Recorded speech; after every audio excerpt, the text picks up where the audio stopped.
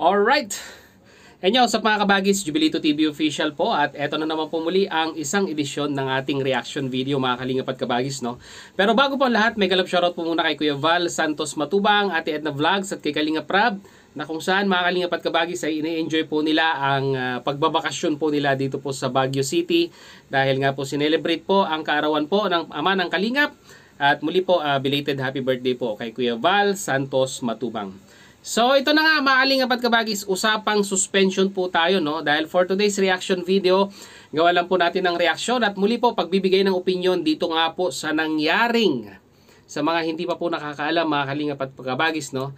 Ay si Dr. Love po ay nasuspinde ng 2 linggo dahil po sa violation na kanyang nilabag.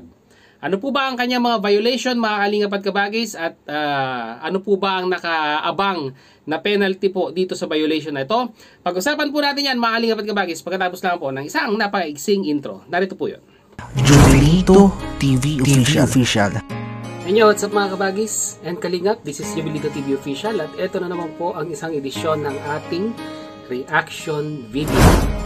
Sa isang lugar sa ibayang bansa, meron tayong kasangga na tumutulong din sa kapwa na sa puso ang pagtulong itatama ang mali. OFW bayani na hindi pa uhuli. Saan ka man sa mundo, kakampi natin siya. Kasama ang mga maaasahang grupo niya. Makabagong bayani sa Team Koos, kabahagi katuwang ng Team Kalingap sa pagtulong sa mahirap.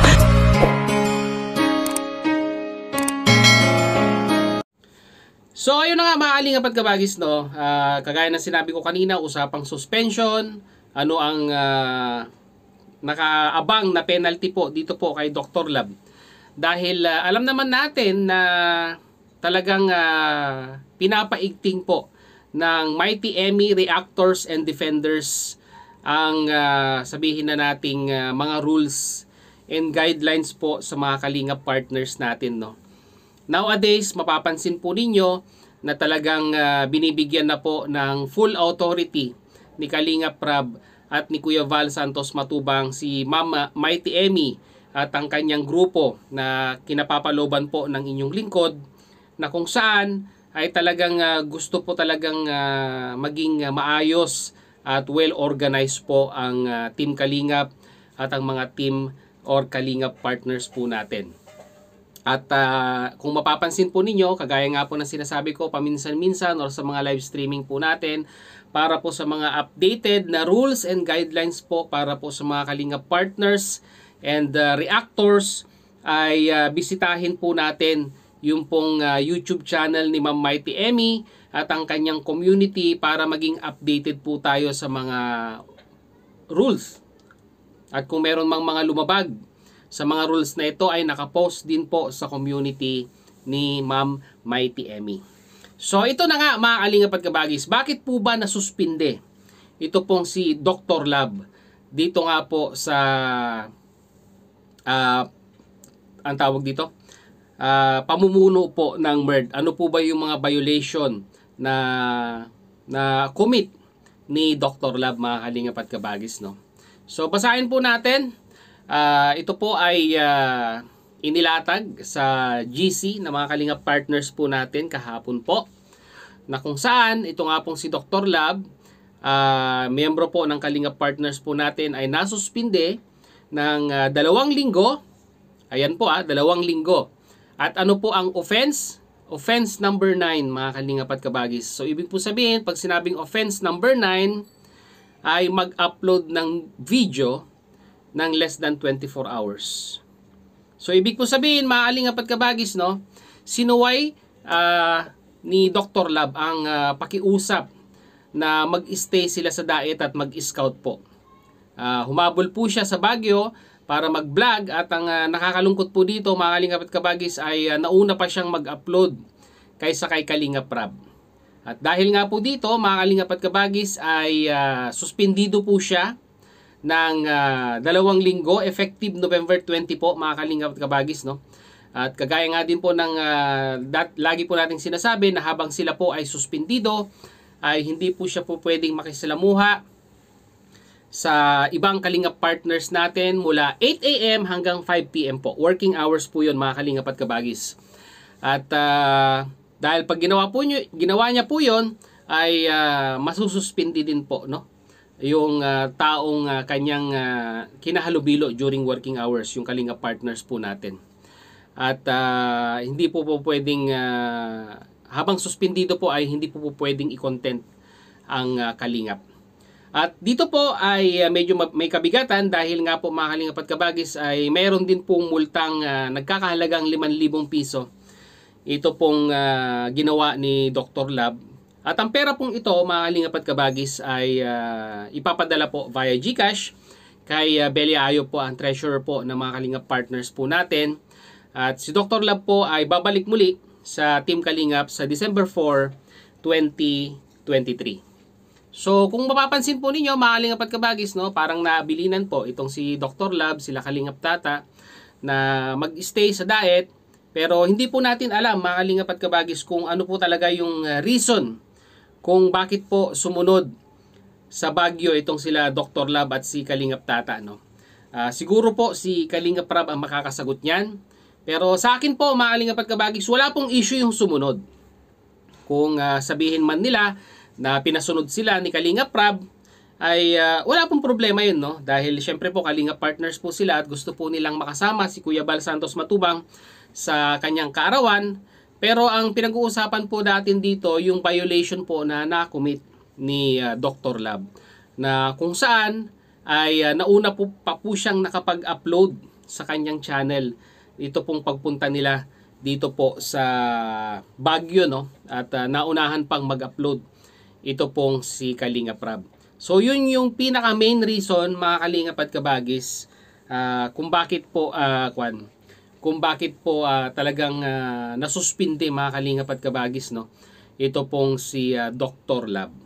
At isa na rin po sa mga violation ay yun nga pong hindi po siya sumunod, no, sa rules and regulation na ang panawagan ay mag-stay sa diet at mag-scouting. Pero kagaya nga po na sinabi ko kanina mga Kalingap at Kabagis, hindi po natin alam ang main reason kung bakit talaga sumunod sila sa Baguio ni Kalingap Tata. Si Kalingap Rab lang po ang pwedeng sumagot niyan sa kanyang mga darating na live streaming. Pero ang isa pong solidong ang isa pong solidong violation ay yun nga po, yung nauna po siya mag-upload kaysa po dito kay Kalingap Rab or kay Kuya Bal Santos Matubang. At dito nga po sa kanyang live streaming mga Kalingap at Kabagis ay mukha naman pong professionaling tinanggap ni Dr. Lab yung pong penalty ibinigay po ng MERD, no? Ng Mighty Emi Reactors and Defenders sa kanya. And we do hope sana mga Kalingap at Kabagis ay hindi po sasama ang loob ni Dr. Lab sa penalty kanyang tinanggap dahil nga po syempre tayo po ay governing bodies lang po, no, ng Team Kalingap na kung saan kami po ang nag-i-implement ng rules, kami po ang nagpapataw ng penalty kung meron pong nakomit na pagkakamali at sumusunod lang at gusto lamang po talagang ayusin ng Team MERD ang mga Kalingap partners po natin na sumusuway po sa mga rules and regulation. At dito po mapapansin po natin mga Kalingap at Kabagis na alam ko po, yung mga ibang Kalingap partners natin dyan ay talagang medyo napapataas pa rin po ang kilay kung ano po ba talaga ang posisyon ng Team MERD sa Team Kalingap. At dahil nga po dito, may mga ibang nabigyan na po ng suspension at ngayon nga po, ang pinakabago po ay ito nga pong si Dr. Lab na mayroon na pong nakaatang na financial na penalty para po sa kanyang ginawa. At base nga po sa live ni Dr. Lab ay mukha naman po, kagaya ng sinabi ko kanina, ay professionally tinanggap niya po ito.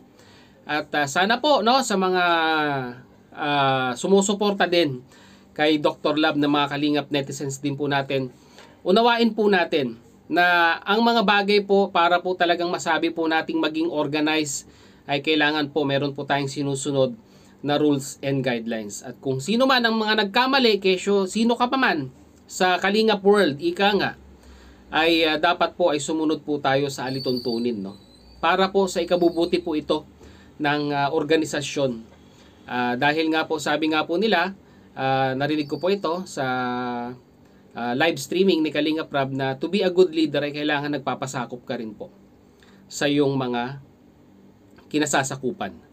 At kung hindi ka ready magpasakop or sabihin nating Kalingap partners ka na hindi ka handang magpasakop sa mga namumuno, ay hindi ka deserving maging kalingap.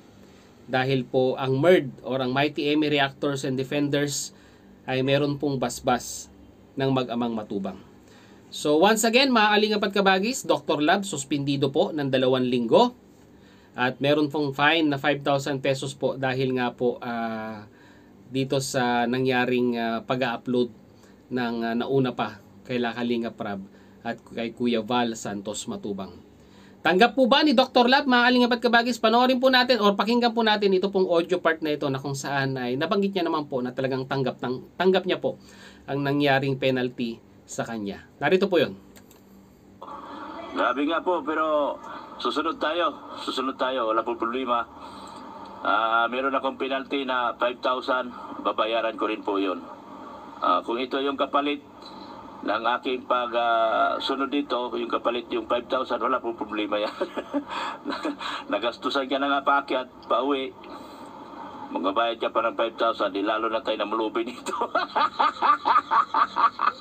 Nanawain na lang po natin si Dr. Lab na dinaan niya na lang po sa biro, no, mga kalingap at kabagis, no, dahil siya naman po ang talagang gumastos siguro papuntang Baguio sa gasolina pa lang ay talagang gumastos na dahil hindi po basta-basta ang kakaining gasolina dahil may sasakyan po si Dr. Lab.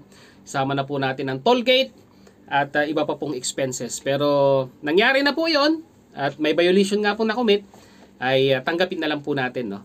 So, Dr. Lab, kung mapanood mo ito, sumunod na lang po tayo, no, sa mga susunod nating guidelines at para maging smooth po ang takbo ng Team Kalingap. At sa mga supporters ni Dr. Lab, na alam ko pong supporters din po ng Team Kalingap, wag po kayong magagalit sa Team MERD dahil po sinusunod lamang po namin ang rules and guidelines para po sa ikabubuti ng Kalingap.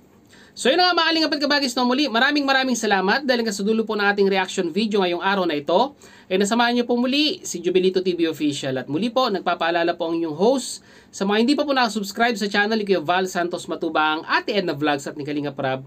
Huwag po natin kalimutang i-subscribe ang kanilang mga YouTube channel.